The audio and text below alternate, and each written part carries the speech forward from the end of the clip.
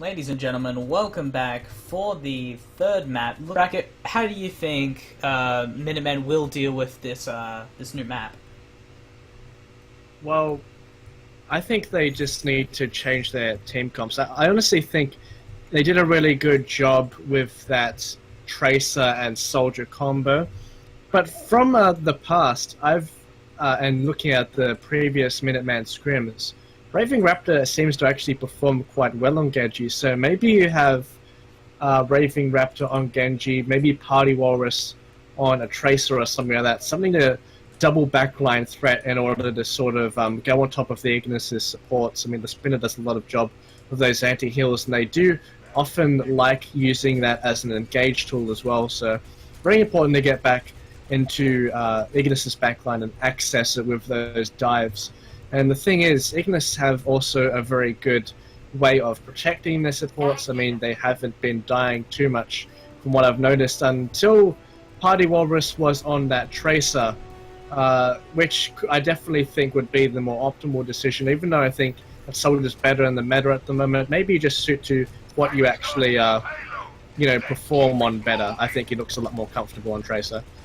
We see a standard hold coming in here from Ignis, managing to hold all the way up here. They're going to be probably moving back to server room after the initial push, as normal teams do. We see Nuxter going pretty deep in here to get this point as far as it can. Raving Raptor getting caught out by Virginia and the rest of his team as they are seeing the back up. They're actually going to be coming, flanking from behind, looking to pick up some kills. Virginia missing his charge, not really able to pick up anyone as Minutemen have to back up here in this situation of Ignis being very offensive in that situation. Yep, they're looking for the full reset, and the thing is, Raving Raptor did get caught out early on in that fight, so that did really stagger their offense. And when you have that Genji and he gets caught out early, it does really decrease a lot of the value as well, since a lot of what Genji is supposed to do, since he can gather ult so quickly, if he is eliminated quite early, it could stagger a lot of that power potential of that early Dragon Blade, but both teams seem to be going aggressive. Not picking up really anything there, but there is a massive skirmish going on between these two teams. Virginia looking to swing his hammer around, get out some damage, managing to take out Nuxter there, as the rest of the Minutemen need to back up out of this situation because the massive boulder that is Ignis is rolling right towards them, picking up as much kills and staggering as much as they want. Yeah, and similar to the massive boulder that's rolling down, it's sort of like a snowball, to be honest. I think that's a good way to explain it. Every time Ignis are getting a fight, they just extend their leads so much better, and the fact that they do have resources and they're not even committing these resources in these fights. I mean, look at the ults that are coming out now. Virginia has the Nerf Shadow in conjunction with that Nano Boost. And the Minutemen have Party Walrus and that Roadhog, so I'd like to see him go on the high ground, look for a flank, someone go onto the D.Va on Ignis in order to neutralize him. Yeah, we see the attack visor coming out from Dio there, but we also see Virginia managing to get quite a big Earth Shatter on that entire backline of Team Minutemen, as once again Ignis is able to clean up this battle one little bit by bit. But Raving Raptor saving his ult there, not really popping it, trying to fight that. Good job by him. But Arceus looking a little bit scared there, getting quite low. But, as always, we do not need to worry because Ignis take this fight again. Yep, Arceus is on that Zarya as well. So I've been playing a lot of different heroes. Very interesting there. And it's going to be very important for Minutemen. I think they need to get that Nano Boost off onto Raving Raptor. Raving Raptor is going to be the key to win this next fight. Otherwise, Ignis are going to have a lot of resources to work with. They can use that Nano Visor combo to shut down Genji as he comes in, and they also have that Lucio sound barrier in order to work with there as well. It's going to engage right now. Yeah, we see the sound barrier coming out, and the ult from Nuxter, the Earth Shatter, managing to catch a few people. Self-destruct coming out by Tillum there, picking up a kill on Coke. It seems like Ignis, once again, winning their little fights all over the situation. People are doing their job and picking up all those kills. And the thing is, the most important factor out of this fight, Ignis have stored their two defensive/offensive ultimates once this Minuteman team is going to be pushed in.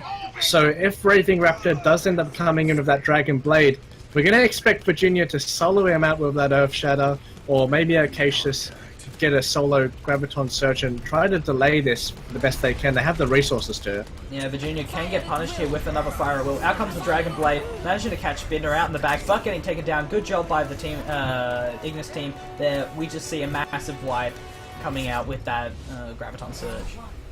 Yeah, did a good job there. Raving Raptor was the only one who could really do anything, but he got killed instantly because the rest of the team was at the back, and Swanky didn't end up getting that nano boost onto Raving Raptor as well, which wasn't that good. Obviously, having that defense buff with Anna's nano boost is very important. The damage reduction is very notable if you're a Genji diving into the whole team by yourself. So the fact that they didn't get that nano boost off definitely was a detriment to that fight, and it probably was their only way to win it in the first place, and they didn't get it off. After that Graviton Surge, you know, you have so many bodies in front of you, it's hard to lock onto that Genji as he escaped through in the end there. But thing is, I mean, what do you say for the Minuteman? How do you come back from this? I mean, Ignis have been showing their dominance in this scrim quite well here, but the thing is, Minutemen have nothing to lose. Neither do Ignis. This is a scrim. This is where you learn.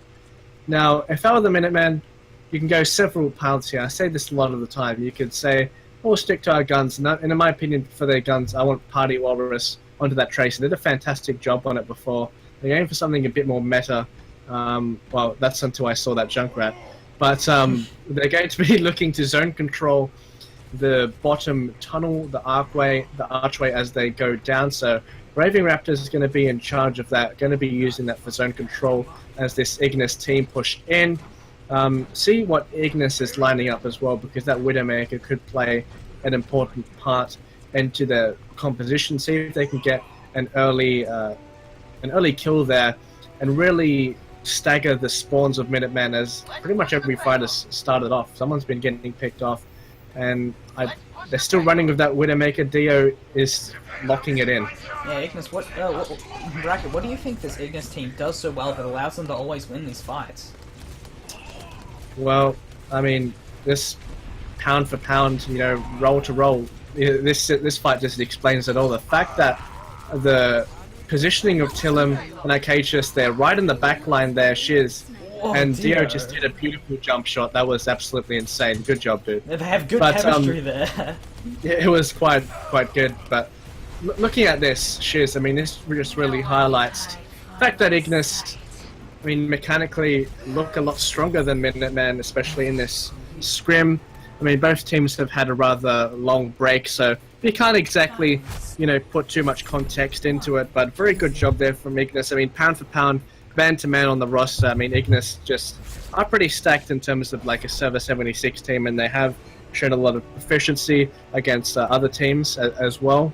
But good job for Minuteman. I mean, they did a very good job onto their last push onto the previous map that we played, which I forgot. They got 2 points on that, which was an improvement of their first King of the Hill there. And, I mean, you can only improve, really. I mean, if this roster does stick together, depends if, you know, the Minutemen want to change up or not. I mean, they just really need to get that synergy down.